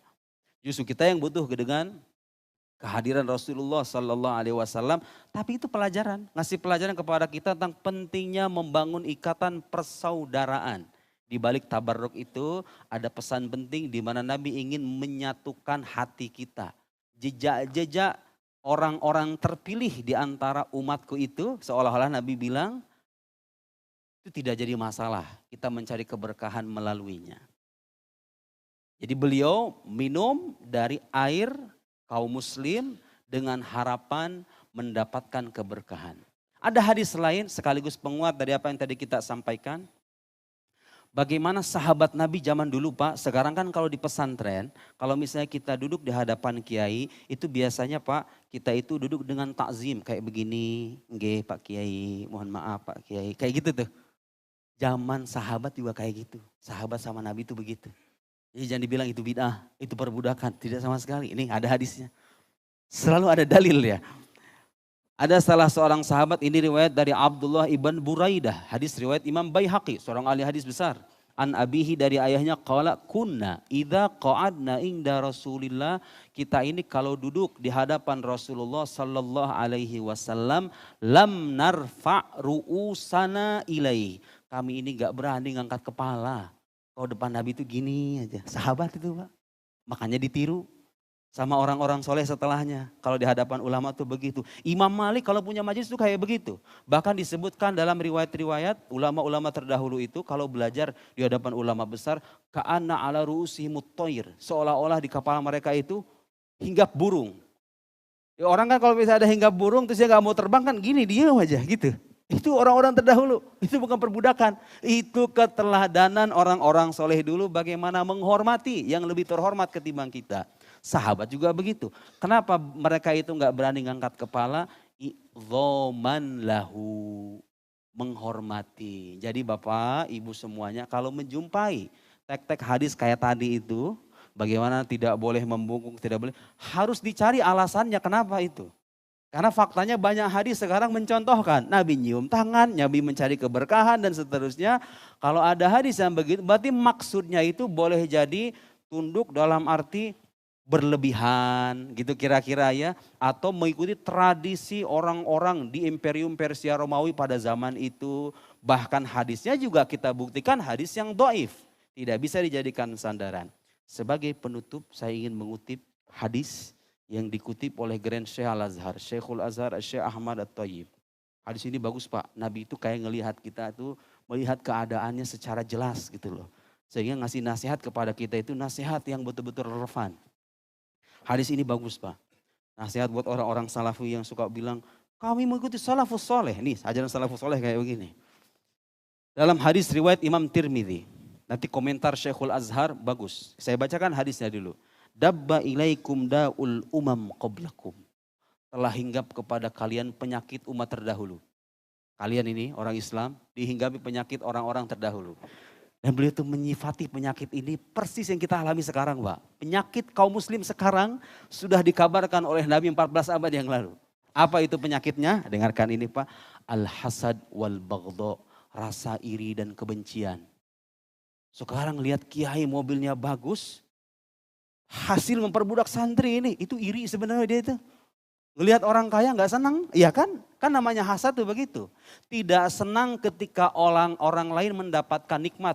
Pengennya orang lain itu melarat, nikmatnya pindah ke dia. Itu orang hasad kayak gitu. Gampang banget orang zaman sekarang suuzon tuh sama orang-orang tertentu itu. Sama orang-orang yang kita hormati itu. Kiai santrinya ngecor, disangkanya santrinya diperbudak oleh kiainya. Padahal kita ngecor tuh nggak tiap hari. Framing media kayak gitu di zaman sekarang. Saya juga zaman saat itu ngecor, dan kita senangnya minta ampun kalau ngecor itu. Dikasih nasi, dikasih gorengan, terus kita capek-capek begitu. Ta'zim. Khidmat kepada guru. Sebagaimana kita khidmat gotong royong. Di pesantren itu mengajarkan semangat gotong royong. Mengajari kita khidmat kepada orang banyak. Apa yang masalah dengan itu? Lihat Pak, penyakit orangnya sekarang. Iri, gampang iri, sama benci. Benci satu sama lain, gak senang. Pokoknya kita doang ngikutin Nabi sama salafus soleh, yang lain semua sesat semua. Kan gitu Pak, itu penyakit kan? Lihat Nabi udah menyifati. Hiyal haliqah, itulah penyakit yang memangkas kalian. Haliqah itu artinya memangkas atau mencukur. Kata Nabi, la aqul tahlikus sya'ar. Aku enggak berkata itu mencukur rambut. Penyakit itu tuh mencukur, kalau mencukur itu artinya kan memangkas kan. Aku tidak berkata itu mencukur rambut, kata Nabi. Walakin tahliquddin, itu mencukur agama, memangkas agama. Merusak agama maksudnya. Memutus semangat keberagamaan kita yang harusnya bersatu malah berpecah belah gara-gara persoalan sebetulnya yang biasa tapi dilebih-lebihkan. Sering kan kita berpecah belah bersengketa gara-gara begituan itu gak penting-penting banget gitu loh. Walladzi nafsi biyadihi, demi jiwaku yang berada di tangannya. Nabi bersumpah. La tadkhulul jannah hatta tu'minu. Kalian tidak akan masuk surga sampai kalian beriman. Belum selesai. Wala tu'minu hatta tahabbu. Kalian tidak sempurna imannya sampai kalian saling mencintai. Jadi bagi orang yang suka bilang, ayo kita kembali kepada ajaran salafus soleh, mana semangat kalian untuk merangkul orang Islam yang lain? Kalaulah benar orang Islam yang lain itu sesat, coba bagaimana ajaran Al-Quran mengingatkan orang yang sesat? Boleh dicaci maki, dihujat, digunjing, dihabisi, dirasani. Diomel, boleh kayak begitu. Itu bukan ajaran Islam. Kalian tidak beriman sampai kalian saling mencintai. Dan itu hilang di tengah kita sekarang. Seolah-olah Nabi itu menyifati umatnya dan tahu akan keadaan umatnya kelak. Kayak begini penyakitnya.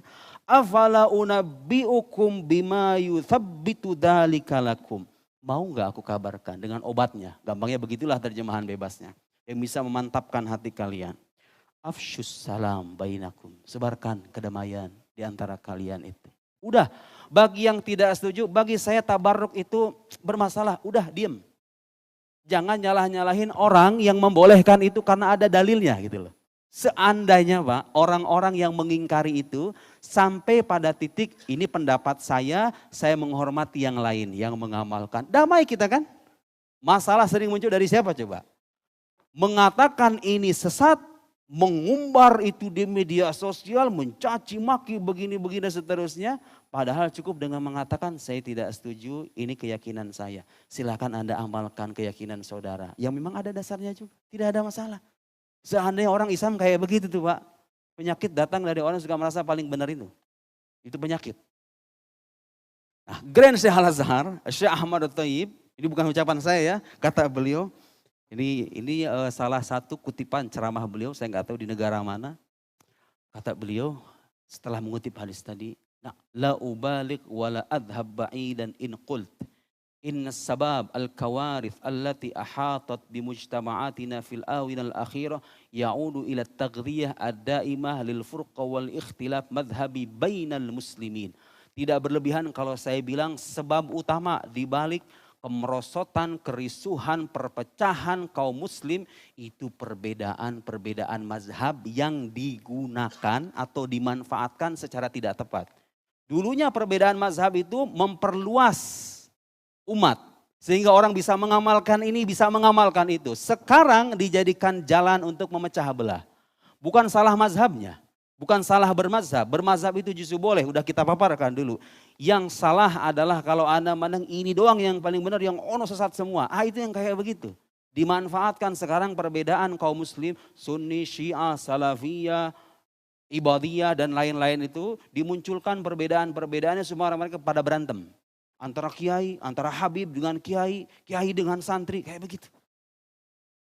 Hal yang dulunya kita pandang biasa, sekarang malah menjadi bencana bagi kita semua. Terus kata beliau, dari sisi dampak sosial, dikata beliau, kata Ghadir Syekh Al-Azhar, di halaman 76. Kata beliau, wala ta'jab ayyuhal, kalian jangan heran. Minal muqayasah baina dharar asyirk wa dharar alladhi yansha minal ikhtilaf wa tafarruq wa ma yuqarriruhul ulama min anna dharar al-awwal ahwan minas tsani.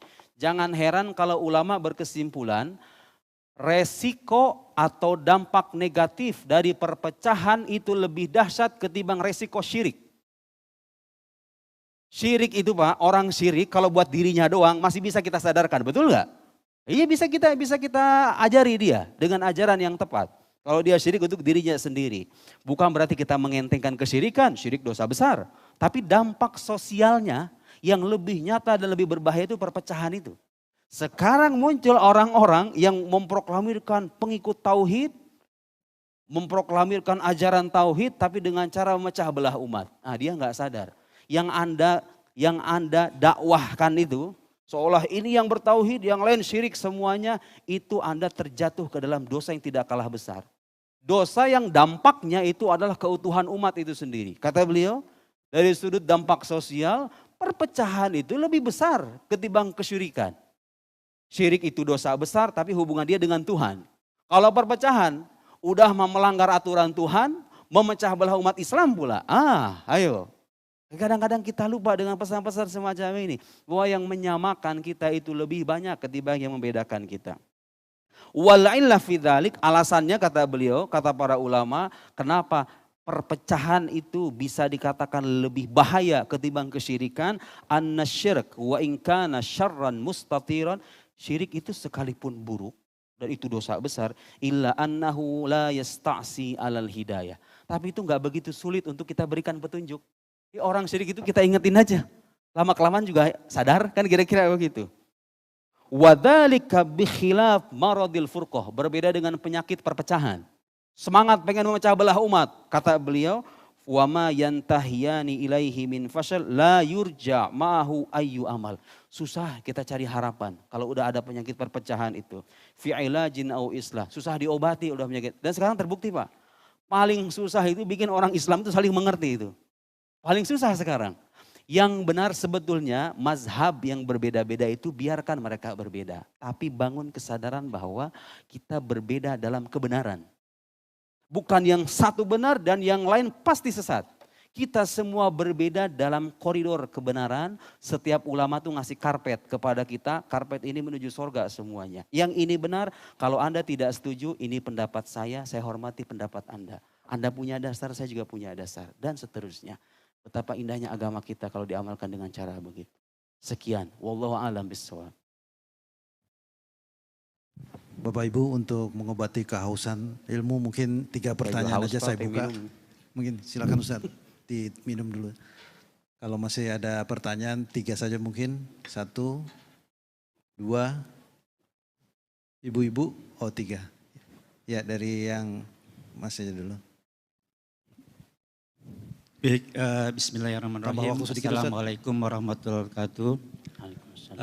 Pak Ustadz, saya ingin menanyakan perihal mengenai apakah ini fatwa atau hadis ya yang menyatakan bahwa Islam itu tidak mengikuti zaman, Islam tidak ketinggalan zaman, tetapi Islam memelihara peradaban zaman. Kalau kita dalam konteks kekinian itu korelasinya seperti apa, Tat? Menyikapinya seperti itu. Gimana itu Pak? Maksudnya gimana itu?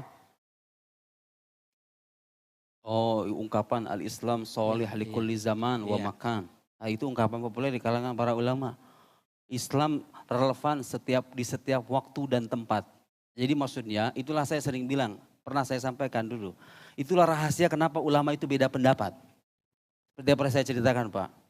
Itu waktu saya ke Eropa, saya dulu menjumpai pendapat-pendapat fikih, gak saya pelajari di pondok pesantren. Pas datang, maksudnya gak diamalkan. Dipelajari saya tahu gitu ya, tapi nggak diamalkan. Waktu datang ke sana, orang pada ngamalin pendapat-pendapat fikih yang terpinggirkan itu. Jadi perbedaan pendapat ulama itu jadi rahmat supaya Islam bisa dipraktekkan dimanapun. Saya beri contoh Pak, menjamak sholat. Kita kan taunya menjamak sholat itu alasannya safar ya. Kalau safarnya 80 kilo kira-kira gitu kan, kalau kurang dari itu nggak boleh, kan gitu kira-kira. Ternyata ada pendapat di kalangan ulama muslim, menjamak sholat itu selama tidak dijadikan kebiasaan setiap hari. Selama nggak jadi kebiasaan, selama ada masyakoh atau kesulitan itu boleh. Asal nggak jadi kebiasaan. Dan ternyata itu dipraktekkan sama saudara-saudara kita di Eropa itu. Sholat maghribnya jam 10, isanya jam 12, kan repot itu. Apalagi kerja. Kita kalau nggak ngejama, isanya pada bablas Ustaz katanya. Oh ya sudah, ada ulama yang boleh kan? Ada. Mereka tuh ke sholat maghrib barengan sama Isya kalau summer itu, kalau musim panas itu. Soalnya subuhnya jam 2. Kan? Subuhnya jam 2, Isya jam 12, maghrib jam 10. Nanti ketemu lagi sama syuruk itu mungkin jam 5-an atau bisa jam 4 kira-kira begitu. Nanti zuhur lagi itu jam 2. Terus asarnya jam 6. Kan gak normal tuh bagi kita ya. Oh masyakoh ada kesulitan bagi mereka. Terus kita kalau pergi keluar Pak, kalau pergi keluar entah itu ke mall, kemana, ke pusat perbelanjaan atau kita rekreasi. Mau nyari masjid itu susahnya minta ampun kalau di sana kan. Akhirnya kadang-kadang dengan keterpaksaan, tapi nggak jadi kebiasaan gitu loh. Ada di sana kan Islam nggak diakui sebagai negara resmi. Akhirnya apa? Hari-hari libur yang biasa bagi kaum muslim atau Jumatan tuh nggak boleh. Kan nggak boleh keluar. Kecuali kalau kita curi-curi waktu. Akhirnya apa? Jadi kendala kan bagi mereka kan. Akhirnya gimana? Ya begitulah. Ada tantangan-tantangan tersendiri. Sholat Jumat. Gimana saya mau sholat Jumat juga Ustadz? Kantor saya nggak memperbolehkan begitu. Hari liburnya juga nggak diakui sama negara, kan?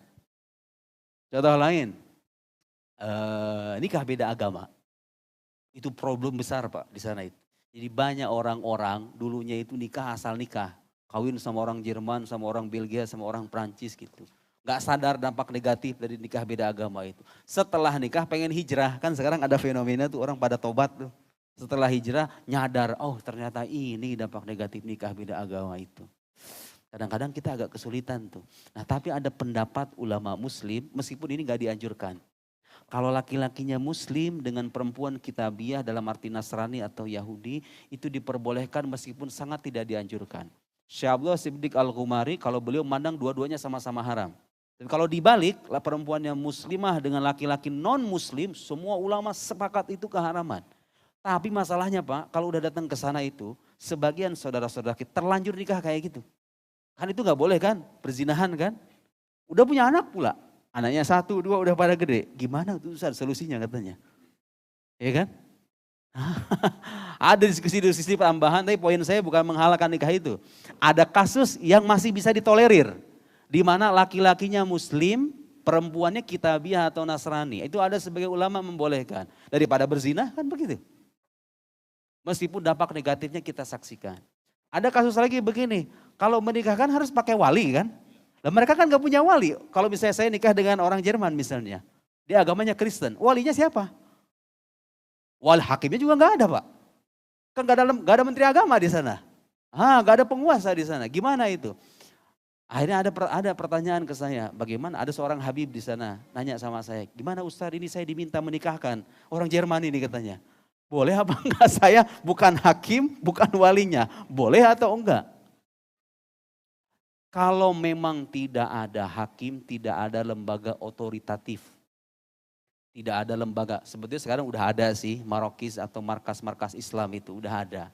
Tapi kalau seandainya enggak ada, nah saya baca fatwa Darul Ifta Mesir itu boleh mewakilkan kepada salah seorang soleh di antara kaum muslim. Asalkan keluarganya meridhoi. Kan kita gak populer tuh pendapat kayak gitu. Itu kalau dipraktekkan di Indonesia bisa repot Pak. Banyak kawin lari itu kayak begitu. Iya kan? Maksud saya itulah Islam dengan segala kelenturannya, perbedaan pendapat ulamanya. Ternyata Allah itu seolah-olah sengaja menyeting.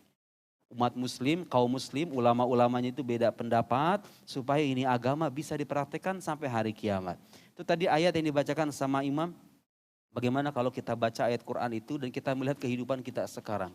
Allah Subhanahu wa taala berfirman, "Syara'a lakum minad dini ma wassa bihi Nuha walladzi auhayna ilaika wa ma wassayna bihi Ibrahim wa Musa wa Isa an aqimuddin wa la tatafarraqu fi."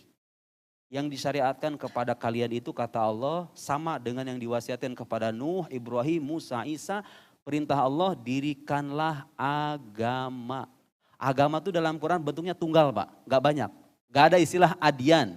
Bentuk plural dari din itu adian. Itu Bapak nggak akan jumpai kata adian dalam Al-Quran.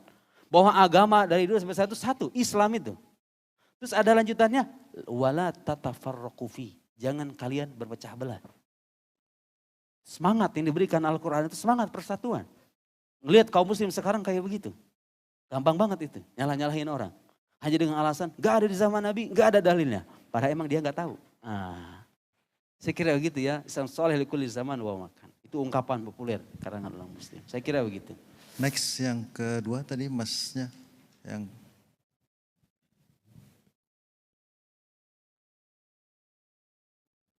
Assalamualaikum Ustaz. Saya bertanya terkait penjelasan ya, biar saya nggak salah tangkap. Tadi kan dijelaskan di awal, Ustaz membacakan hadis tentang Sayyidina Umar yang mencium kaki Rasulullah. Terus kemudian Ustadz membahas tentang pendapat ulama Jordania terkait dengan batasan tabaruk tidak berlebihan. Tadi sempat disebutkan jangan sampai ruku atau sujud. Ini saya bingung, ini pertanyaan pertama, berlebihan ini sebenarnya batasannya apa yang harus kita pegangi ya Ustadz gitu, karena kan kalau kita lihat dari culture atau budaya itu kan cenderung berbeda Ustadz. Misalnya seperti kayak mungkin kalau kita punya bos dari Jepang gitu Pak Ustadz, mereka tidak mengenal salaman, mereka taunya ya menunduk bahkan sampai ruku tuh gitu. Tapi itu di sana dilazimi, artinya bukan menyembah kalau menurut orang sana, artinya perbedaan culture ini. Kemudian tadi juga Ustadz menjelaskan tentang budaya itu dapat menjadi Standar hukum ya. Standar hukum asal tidak ini syariat. Itu nah, sementara budaya ini kan sebenarnya sangat dinamis Ustadz. Dulu kita bawa buku, sekarang kita bawa handphone gitu ya. Dinamis sekali. Nah kemudian kalau misalnya kita ketemu Gen Z sekarang gitu, menganggap bahwa berjalan jongkok gitu, kemudian ini feodal nih, misalnya seperti itu. Dan kemudian ini Gen Z ini kan akan tumbuh menggantikan yang tua-tua nih Ustaz. Dilazimi menjadi seperti itu. Nah itu kira-kira menjadi seperti apa? Itu mungkin itu Ustaz. Terima kasih Ustaz. Assalamualaikum.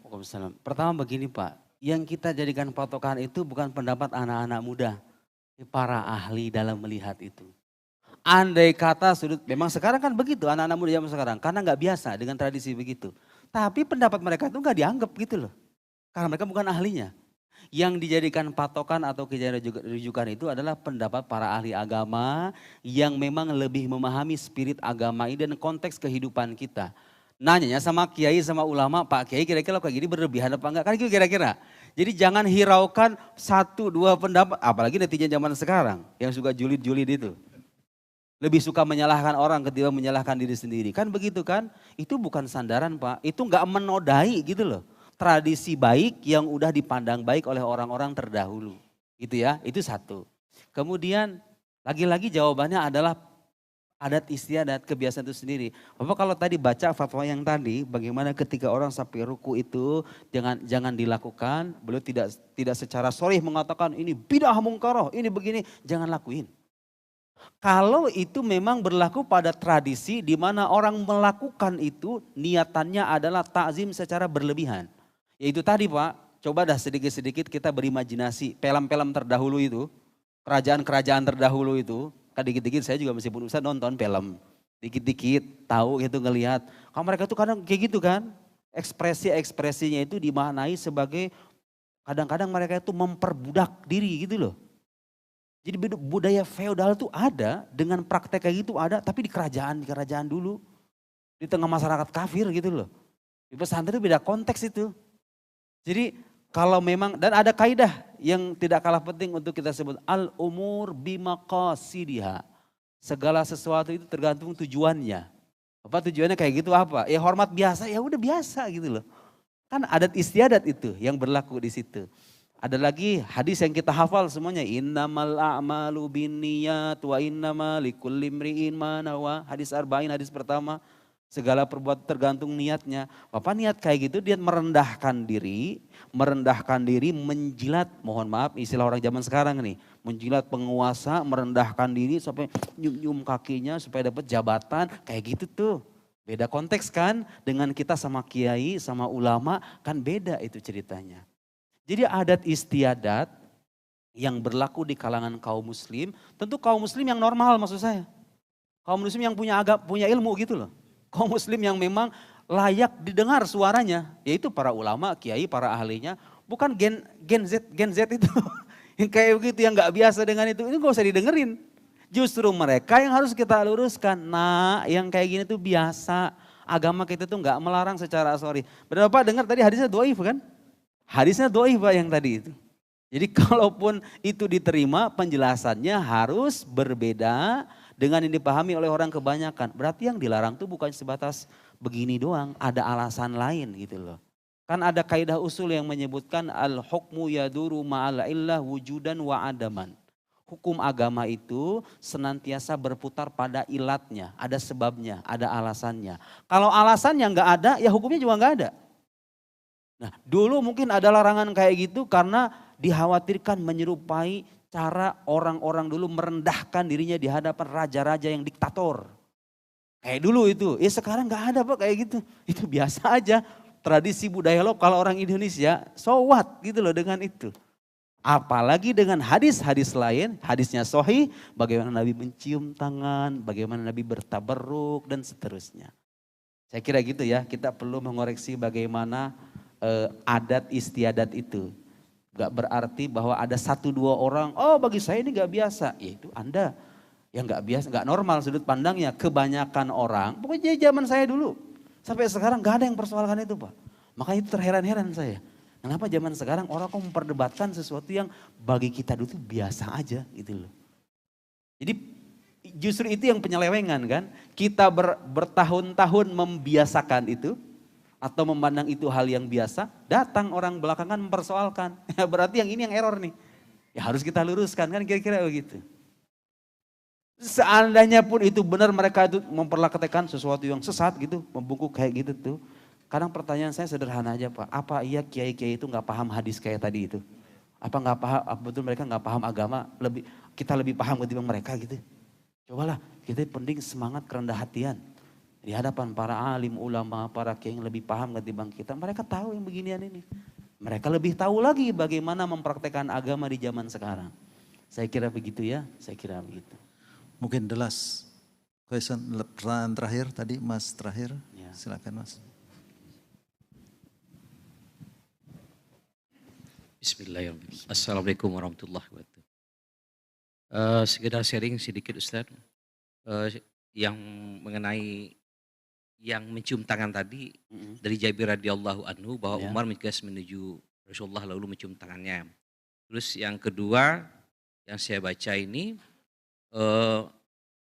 dari hadis riwayat Tirmizi Al-Ibnu Ahjar dari Safwan bin Asal bahwa ada 2 orang Yahudi bertanya kepada Rasulullah tentang 7 ayat yang diturunkan kepada Musa alaihissalam. Setelah dijawab mereka mencium tangan dan kaki Rasulullah. Mereka berkata kami bersaksi bahwa engkau adalah Nabi. Cuma yang ini dari hadis yang ketiga, Syekh Muhammad bin Salih Al-Utsaimin, Nabi SAW ditanya tentang seseorang yang bertemu saudaranya, lalu membukukan badan ruku untuknya. Beliau menjawab, tidak boleh. Ya. Karena membungkukkan badan ruku hanyalah untuk Allah, Rabb semesta alam. Jadi Ustaz, yang saya ingin, kalau membungkuk bukan berarti rukuk. Yang sekarang itu banyakkan ruku Ustaz. Dan kita kalau seandainya maaf kita di pesantren di Sumatera Barat pun, itu yang kalau cium tangan pun kalau seandainya bentuk rukuk itu cepat ditangkis sama si ulamanya sendiri gitu. Jangan sampai yang kedua sujud itu juga. Dan saya ingat juga dengan film Kiai Hasyim Asy'ari. Dia tidak mau hormat kepada Jepang, benderanya. Dan dia menangkis, saya hanya sujud dan rukuk hanya pada Allah. Lain tidak mungkin. Yang kedua Ustaz, saya minta ini juga segera sharing juga pada para pesantren-pesantren. Agar kebiasaan-kebiasaan yang kurang patut rasanya. Contoh saya lihat-lihat juga pas ada yang ngasih kue dilempar-lempar gitu. Yang kedua dia menerima duit dari seseorang dengan ngesot-ngesot gitu. Mohon pada Ustadz di kalangan NU hal-hal kayak gini tolong diperbaiki gitu. Ini sekadar koreksi bagi kita. Itu suatu yang tidak elok lah begitu. Segitu Ustadz. Assalamualaikum warahmatullahi wabarakatuh. Itu hadis yang tadi Pak sebut yang saya jelasin juga tadi. Hadisnya dhaif. Udah saya jelasin tadi. Hadis yang tadi disebut, seorang nanya sama Rasulullah, kalau kita bertemu sama saudara kita, boleh nggak saling nunduk? Nabi bilang, jangan. Udah saya jelasin tadi Pak, jadi nggak perlu saya ulang ya. Itu hadis dhaif. Artinya apa? Ketika kita jumpai riwayat-riwayat yang tadi saya paparkan tadi dengan hadis ini tuh nggak bisa mengalahkan riwayat yang banyak tadi. Apalagi dengan praktek kaum muslim sepanjang zaman. Ulama-ulama dulu ngajari kita kayak gitu. Itu ya, itu satu. Hadis dhaif. Mau ngomong apa lagi kita kalau hadisnya dhaif? Syekh Shalih Utsaimin ngomong Pak, itu ulama salafi dari sana. Yang memang punya pandangan kayak gitu. Syekh Shalih Utsaimin, Ibn Baz, Shalih Fauzan dan lain-lain. Ulama aliran sana. Bapak puas dengan pandangannya ahlan wa sahlan. Tapi saya tidak puas. Saya lebih percaya dengan pendapat ulama-ulama yang saya imani keahliannya. Baik, itu satu. Soal tadi hormat sahabat bendera, makanya tadi itu Pak, al-adah muhakkamah. Dulu orang kalau hormat sahabat bendera Jepang, tandanya kita mengakui dia gitu loh. Dan dia penjajah buat kita. Kan nggak sama Pak dengan kita hormat dengan bendera Indonesia Raya. Di saat kita hormat dengan bendera kita itu artinya apa? Kita menanamkan cinta tanah air. Kalau bendera, kayak sekarang mungkin konteksnya Israel kali ya. Kita hormat sama bendera Israel. Siapa muslim yang mau tunduk? Dulu si Hasyim Asy'ari tunduk pada bendera gak mau. Karena bendera Jepang itu simbol imperialisme. Simbol penjajahan. Ngapain saya tunduk? Tuh lihat. Adat yang berlaku di masa itu kayak begitu. Sekarang udah beda orang hormat bendera itu. Gak ada masalah. Jangan dengan alasan menjaga akidah tauhid. Gak usah ada upacara 17-an. Gak usah hormat kayak gini. Dengan alasan itu syirik. Beda konteks. Saya kira itu ya Pak ya. Kemudian tidak kalah penting, ya saya tidak mengingkari dan kita tidak mengingkari Pak. Ada praktek-praktek yang sebagian itu kadang-kadang berlebihan. Tapi kadang-kadang kalau boleh saya jujur Pak, sekarang ini kita harus cerdas dalam melihat berita-berita media sosial itu. Sempat gak terpikir di kepala kita, berapa persen sih penyimpangan-penyimpangan itu dibandingkan ribuan pesantren di tanah air yang sudah terbukti melahirkan kader-kader ulama terbaik bangsa gitu ya, memberikan kontribusi nyata sampai dijadikan hari libur nasional santri itu. Kita perlu fair. Kadang-kadang sekarang yang bukannya kita mentolerir ada kekerasan, ada pelecehan seksual, itu fakta ada. Cuma kadang mohon maaf framing media ini loh, seolah pesantren itu kayak gini semua gitu loh. Nah kita jangan sampai terjebak sama yang begituan. Kita nggak mengingkari. Ada ustadz-ustadz yang mohon maaf bahasanya CABUL. Ada. Kita nggak mengingkari itu. Ada yang kadang praktiknya berlebihan dan seterusnya. Nah, itu perlu ada rekonstruksi, ada kritik, perlu. Tapi dengan tata krama dan akhlak juga gitu loh. Jangan sampai dengan adanya fakta-fakta parsial itu kita simpulkan pesantren sekarang udah nggak layak, udah nggak pantas, pesantren sekarang bla bla bla bla. Pesantren seolah-olah semua pesantren kayak begitu. Kebanyakan pesantren masih normal. Kebanyakan pesantren masih memegang teguh akhlak-akhlak Islam. Tidak berlebihan. Dan saya melihat, saya keliling pondok pesantren. Sering keliling pondok pesantren. Jadi inilah tantangan bagi kita. Bagaimana caranya kalau kita dengar kabar di media sosial itu jangan benerin dulu. Kadang-kadang faktanya benar Pak. Nih kayak kemarin tuh yang rame-rame itu faktanya benar. Ada kiai pakai pakaian mewah, pakai mobil mewah, atau ada anak-anak kemudian jalan dalam keadaan begitu, itu benar. Tapi framingnya itu loh. Kiai ini memperbudak santri, kiai ini begini, itu namanya framing. Itu jahat tuh kayak begitu. Dari mana Anda tahu bahwa kiai itu memperbudak para santrinya? Bagaimana kalau kiai itu kaya dengan hasil usahanya sendiri? Bagaimana kalau kiai itu kaya bukan karena kemauannya, tapi kedermawanan jemaahnya? Gimana itu? Itu namanya framing Pak, yang saya maksud dengan framing itu kayak gitu. Nah orang Indonesia itu penyakitnya kayak begitu, gampang banget percaya sama begituan tuh. Mungkin ya sebabnya, karena gak pada demen baca buku. Kurang literasi gitu loh. Gampang terprovokasi akhirnya. Gitu kan? Coba kalau orang cerdas dan kritis kayak gitu, ya ini kan 1-2 fakta doang. Pesantren ada ribuan, kok gak fair banget sih beritanya kayak gini yang menarik. Bapak Ibu sekalian. Channel televisi swasta yang kemarin itu di demo itu sekarang mulai menampilkan tayangan-tayangan yang memotret sisi baik pesantren. Ayo, berarti apa faktanya? Faktanya lebih banyak yang baik dong. Hah? Ayo. Jadi kita harus fair. Hadis-hadis yang disebut itu tadi kita bahas itu hadis doif. Bagaimana caranya kita memperlakukan hadis kalau ini doif sementara ada praktek lain yang dicontohkan oleh Nabi SAW kayak tadi mencium. Membungkukkan cuma begini doang. Lah tadi ada riwayat Sayyidina Umar sampai nyium kaki Nabi loh Pak. Itu lebih parah dari membungkuk kan sebetulnya, ya enggak? Ya kalau mencium kaki aja dilegalkan gitu loh. Apalagi cuma begitu doang. Kalau niatannya adalah ikroman, menghormati. Tapi kalau niatannya merendahkan diri, memperbudak diri sendiri. Sebagaimana orang-orang terdahulu memperbudak dirinya di hadapan raja-raja diktator. Nah itu baru. Zaman udah beda, pemaknaan orang sekarang terkait gerakan-gerakan itu udah beda, otomatis hukumnya juga beda. Begitulah seharusnya kita memahami pesan-pesan agama. Zaman berkembang, budaya berbeda, sudut pandang orang berbeda, agama ngasih panduan-panduan umum. Praktekkan ini. Melalui siapa pemahaman yang tepat? Melalui para ulama yang kita percayai keilmuannya. Allahumma inna amsayna nushhiduk wa nushhidu hamalat arshik wa malaikatak wa jami'a khalqik annaka antallah la ilaha illa anta wahdak la syarika lak wa anna sayyidina Muhammadan abduka wa rasuluk. Alhamdulillah kawan-kawan, itulah tadi penjelasan dari Ustadz Nuruddin tentang amaliyah kehidupan para santri di pondok pesantren. Video yang sangat penting untuk kita simak, video yang sangat penting untuk kita sebarkan. Sehingga banyak orang-orang yang akan paham dengan pemahaman yang lurus dalam memahami kehidupan pondok pesantren. Terima kasih yang sudah menonton video ini. Silahkan share. Assalamualaikum warahmatullahi wabarakatuh.